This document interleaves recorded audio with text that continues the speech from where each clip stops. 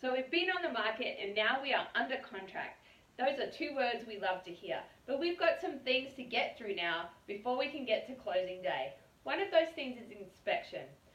The buyer is going to want to have an inspection of your house unless you are lucky enough to get a contract that waived that inspection. This doesn't happen very often. Even cash buyers want to have an inspection.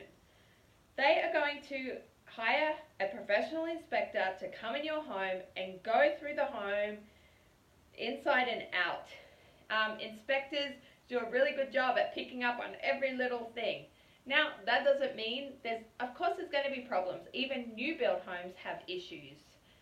But if major issues come up, like major health and safety things, including a very damaged roof, radon is a big one here in Colorado. We see high radon levels in, I would say, probably 70% of homes that don't have a radon system. So that can be included as a health and safety issue. If there's major plumbing issues going on, if there's electrical fire hazards happening, the inspector's going to pick up on all of this, and buyers are going to probably freak out a little, because as a buyer, you do when you see these things. So what's going to happen is the buyer's agent is going to come to us, likely with a list of things that they'd like us to fix. Now, you don't have to fix everything, but you need to put on your reasonable hat here.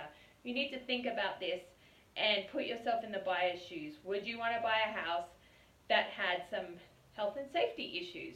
Probably not. You'd probably like them to be fixed. So it's good to have a little bit, just be reasonable and think about it. And there's two ways. You can have the work done, or you can take money from closing and give it to the buyers so that they can get it done themselves.